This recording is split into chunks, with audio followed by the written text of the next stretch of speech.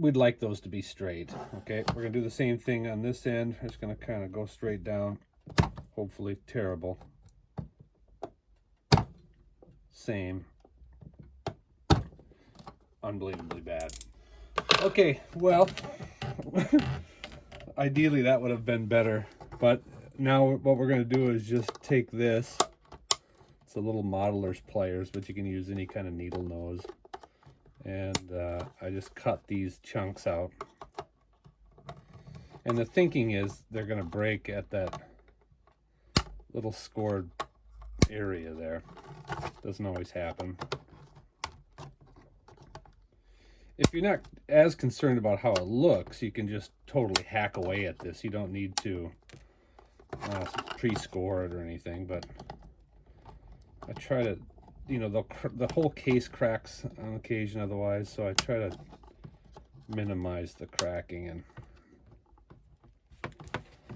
okay, you know, a little Dremel tool would probably work good if you wanted to Dremel it out, but we do a lot of these, so this is the method I've come up with, and it does work.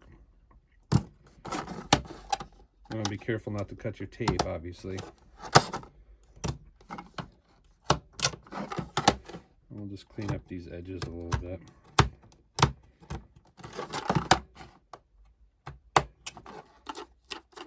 Okay, again, not great. Much wider than we needed to go, but that was just a result of my initial, you know, marking not being so great. But that's what we want to do. And again, I went way too far. I could have ended here, but it doesn't really matter. As long as you can fit the head in there, that's the most important thing. Now, occasionally, this area will need just a little, you know, minimal shaving. Let's just do it now, just in case. And this you can just kind of shave. You see that?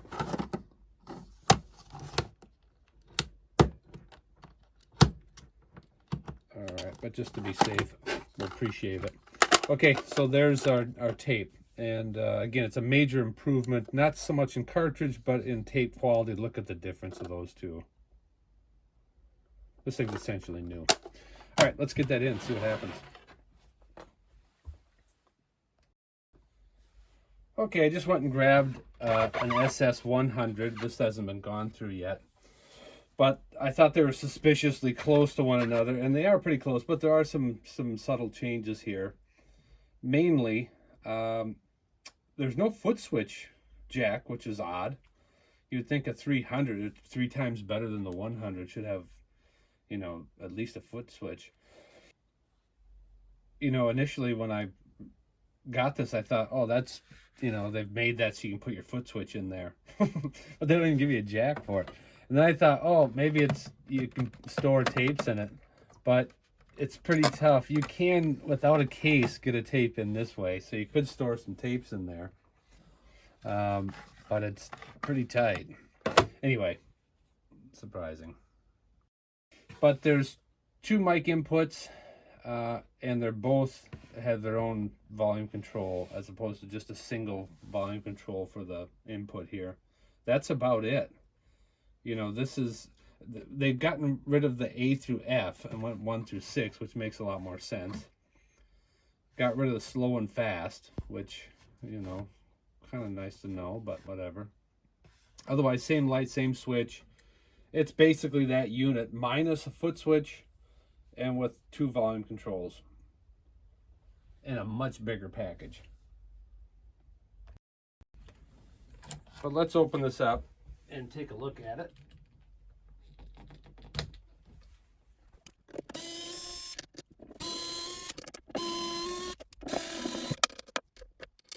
was going to leave those on, but I was getting nervous they'll fall off when I'm not looking, and then I'm going to try to track them down somewhere. Let's put those in the cup. All right, you ready for the big reveal? I know I am. Probably got to come out the front. Yeah.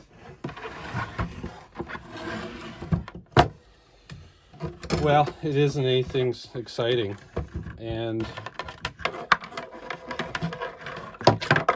it is exciting in one respect. It's mint. I mean, it's absolutely gorgeous. You know, it's a really solid wood cabinet. There's no chipboard in this thing anywhere. That's all real wood. And it's thick plywood. I mean, it's built well.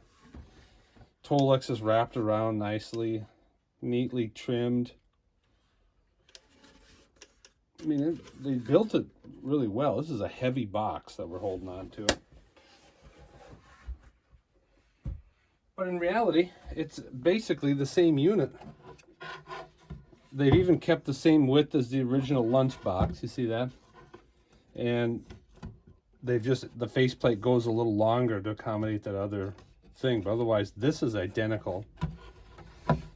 They've moved the transformer from the inside to the outside. Not sure why.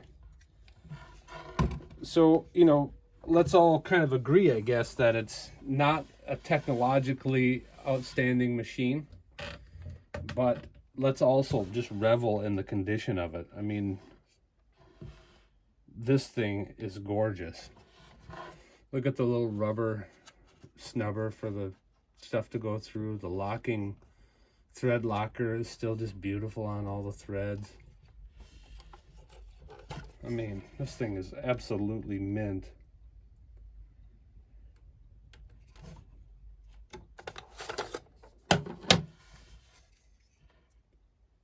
My goodness, it's almost unused. I mean, look at it. Holy crap.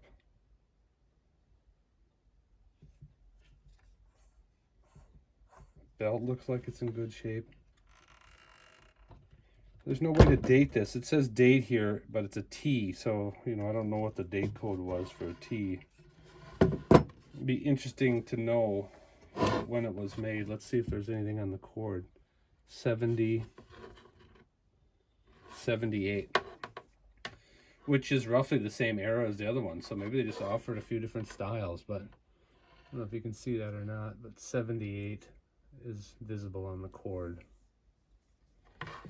Okay, well, I'm just going to clean it up, and you know, it sounded wonderful, but as long as we have this stuff, I'm going to go ahead and hit the switches here. And it really sounded good, so I'm not going to get carried away here, but just a little in there to lubricate them a little bit. They've got the right amount of resistance right now. You know, there's that sweet feeling of just enough drag, not too much, but not sloppy feeling. So those are great.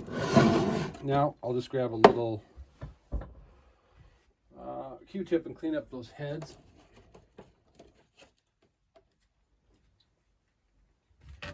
Bring that down just a touch, If you're just happening onto this as your first video of mine, this is a Audio Technica head cleaner I use. Again, I kind of think it's alcohol, but you know, it claims to be specifically designed for this, so we'll use it.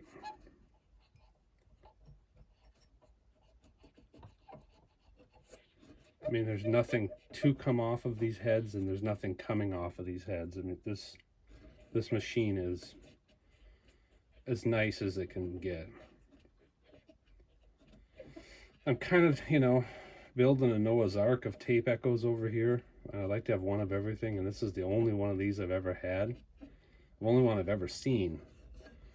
So part of me wants to keep it, but I've got, you know, a 100 and a 500 in the Ark, and you know, there's got to be a limit to how many things you keep, I think. So chances are this is going to go up for sale, even though when are you going to ever find anything remotely as nice as this? I mean, it's good Lord. This is, I'm under the impression it's the same stuff that the pinch wheel cleaner uses. So I'm just going to run this belt over this stuff. It's going to clean up that rubber.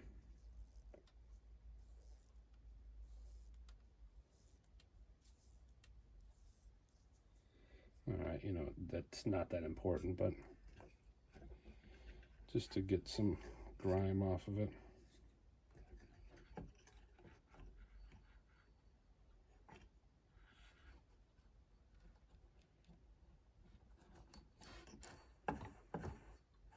Yeah, belt seems really good still. Okay, this might be the easiest thing I've ever done. I think we're done here. It's so nice that I don't really need to do anything. So I'm going to put it back in the cabinet, and we're going to call it good up with this one.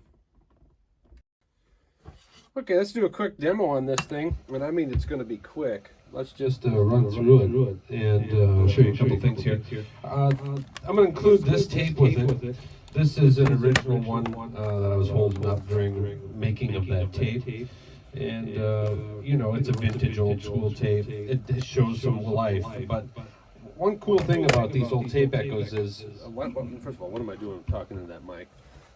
Is that you can get different echoes just from the tape. So sometimes, you know, if you're going for a funky effect, a beat up old tape is going to provide something that a new tape doesn't. You know, if you want to really clean, you can imagine how it works. But anyway, beat up old tape sometimes can give you a really cool effect. So let's just check this out. This is going to be quick. I just cleaned the knobs on it. And that's, you know, this thing is in really good condition, so there really isn't much to do here. So this is our single repeat. Check, check, check, check, check, check, check, check. And there's our time. Here's our amount of repeats. This is about half. Check, check, check, check, check, check, check, check, and max. Check, check, check, check, check, check, check, check, check, check, check, check, check, check, check, check. So it'll basically oscillate out. Check, check. Let's throw in the other tape and see what that one sounds like.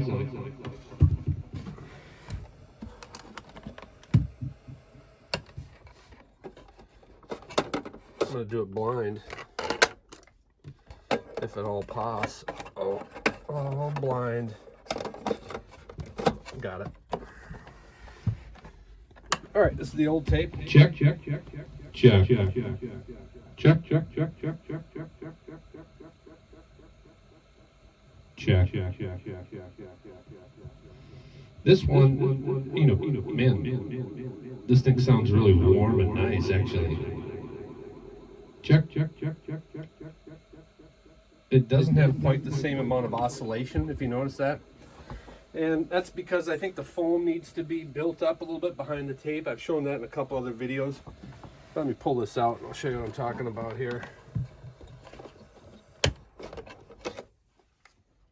So behind this tape is a little pieces of foam, and those deteriorate or just get kind of soft over the years and lose some of their sponginess. So we need to press good pressure against the tape heads in order to get the optimal sound quality here. So those could be fluffed up a little bit. As you can hear though, it sounds pretty good as it is. Let me just bust this off. And this type of tape has these little copper tabs with some felt on them, and these can just be simply bent up, and that'll provide more tension on the tape. So I have a feeling we're going to get more echo out of this now that I've done that. Let's check it out. Check, check, check, check, check, check, check, check, check, check, check, check,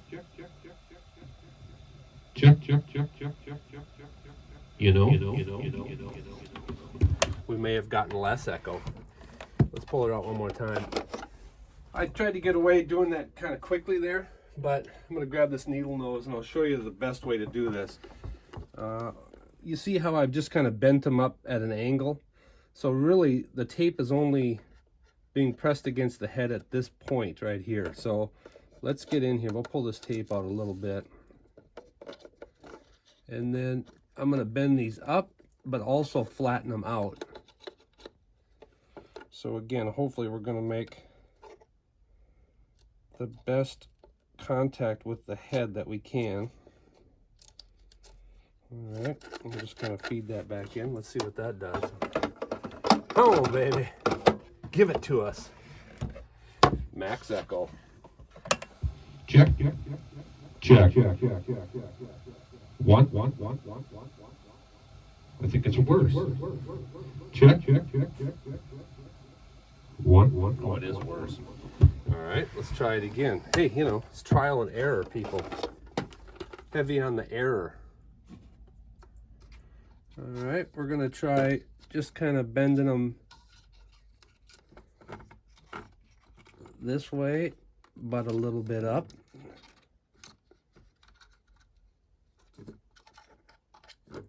See what it has to say about that. Come on now. Check. One. I don't know. Check. Let's see if things still hold true. This is a test tape that I use all the time over here. And I have no, I mean, it's just, you can see how it's bent up wrong. Like I said, don't do. But let's throw this in and see what happens. This thing is always, it's just an old karaoke tape, but it's just a gem. And it sounds great in everything I throw it in. This wasn't the intention of this demo, by the way. Check. You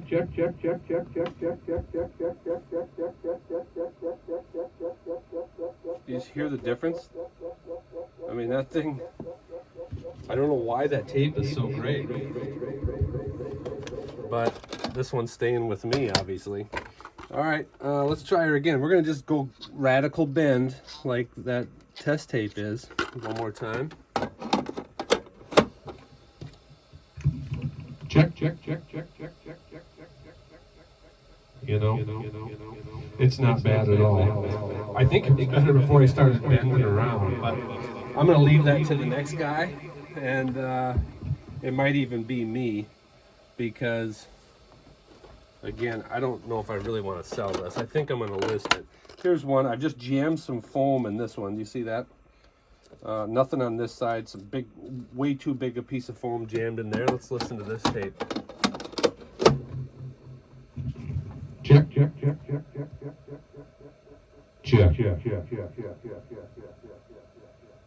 All right.